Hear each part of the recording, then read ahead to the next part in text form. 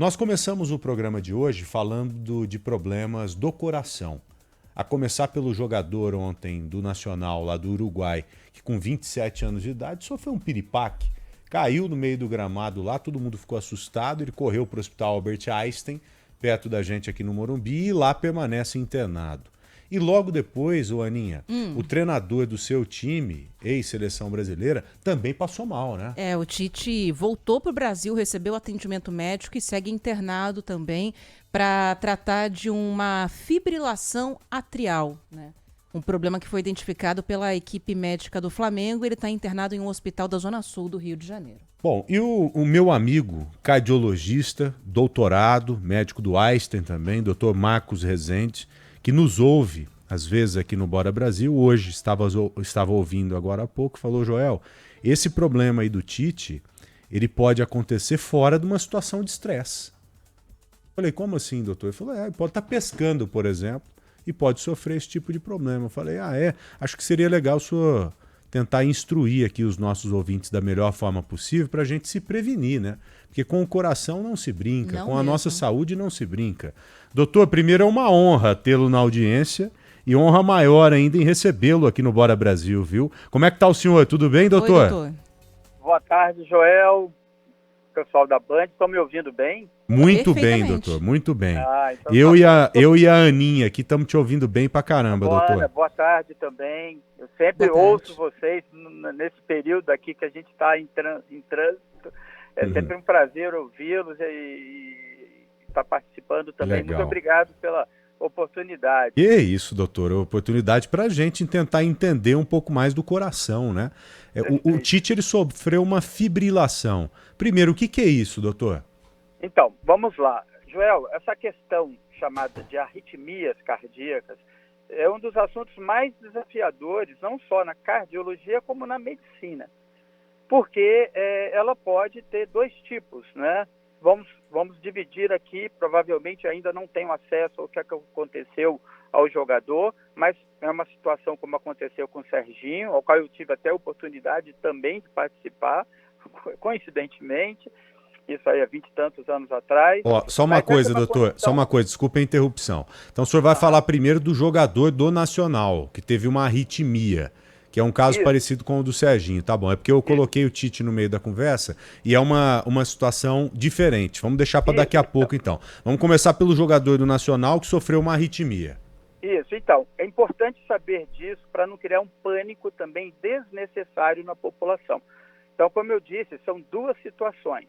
Uma situação que é crítica e com risco de morte, e até desencadear uma morte súbita, como parece que aconteceu com esse jogador, e que pode ser reanimada. Então, essa é uma condição muito grave, que geralmente você tem um substrato, tá? Ou é uma doença genética, ou que você nasceu, ou que você adquiriu.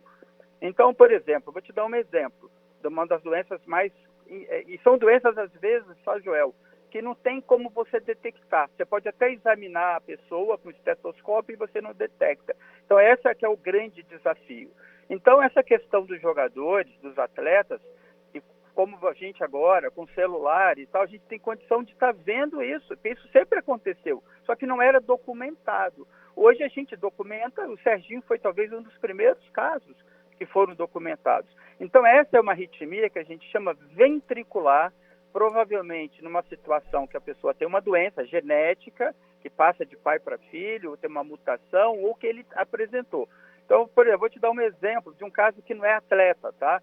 Era um senhor que eu atendi aqui no Einstein, alguns meses atrás, numa piscina, sentindo mal. O que aconteceu? Ele saiu da piscina. Então, assim, isso a gente tem que orientar. Não estar bem, está na piscina, sai da piscina, vai para algum lugar. Esse cara tinha uma doença muito grave, tá? Que ele não sabia, e ninguém está com 50 e poucos anos, com plano de saúde e tudo mais, que é difícil às vezes, era uma chamada disfunção arritmogênica do coração. Olha, você nunca ouviu falar nisso. Nunca.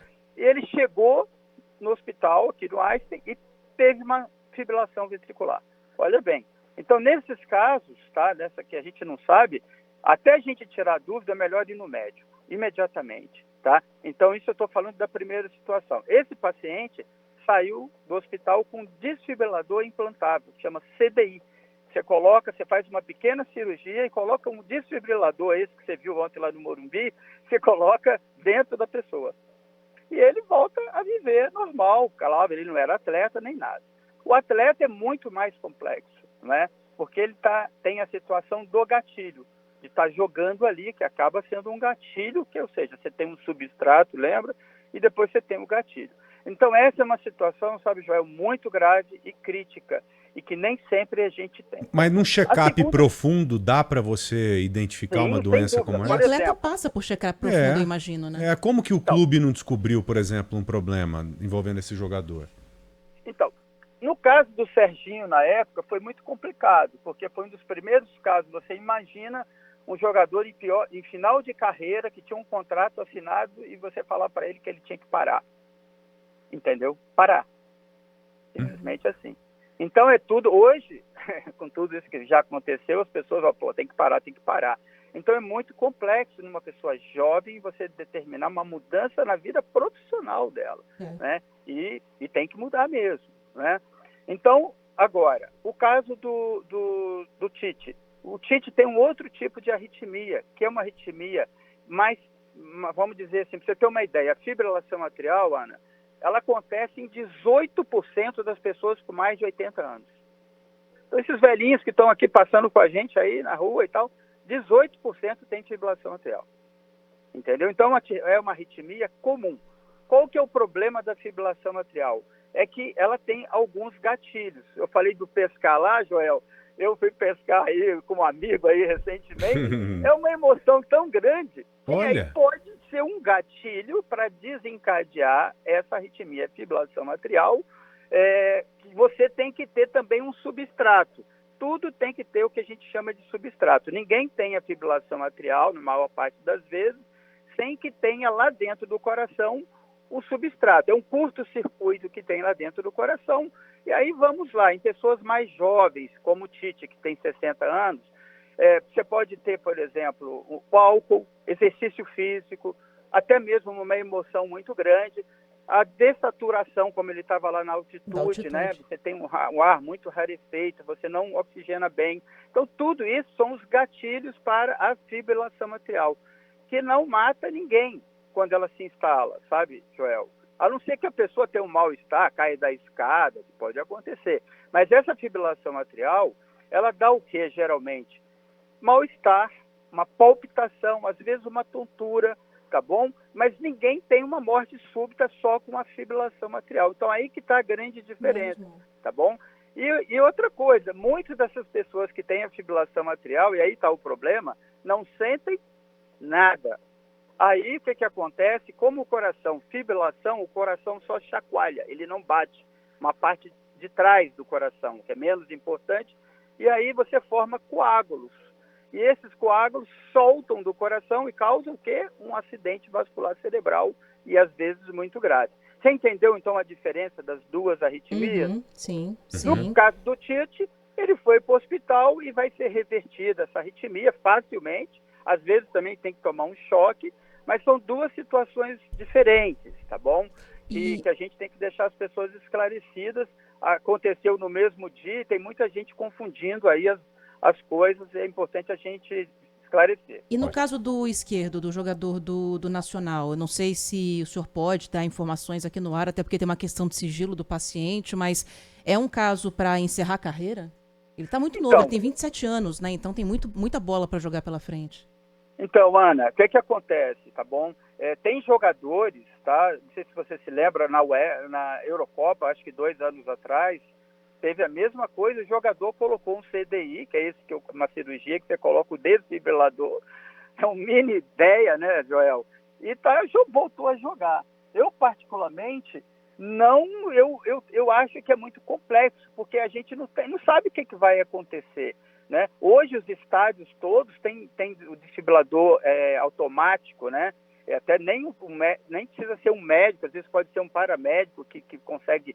Porque é o seguinte, são situações essa do jogador, Ana, que você tem que ter o desfibrilador.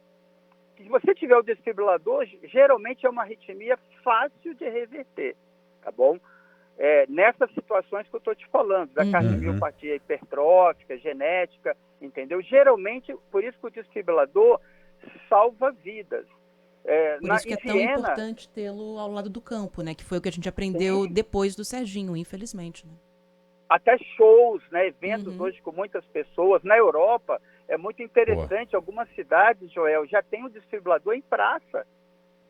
Olha. Entendeu? Eu já vi em Viena, entendeu? Assim, o desfibrilador, tá lá o DEA. Se uma pessoa tiver uma parada ali, o DEA tá ali, ela pode pegar uma pessoa que tenha treinamento mínimo e salva a vida da pessoa. Ótimo. Sabe? Então essas que são as duas diferenças dessas duas situações que coincidentemente aconteceram ontem, né? Agora, doutor, check-up anual, né? Importante estar sempre acompanhando o coração de perto e tal para identificar algum tipo de problema e agir o quanto antes, né?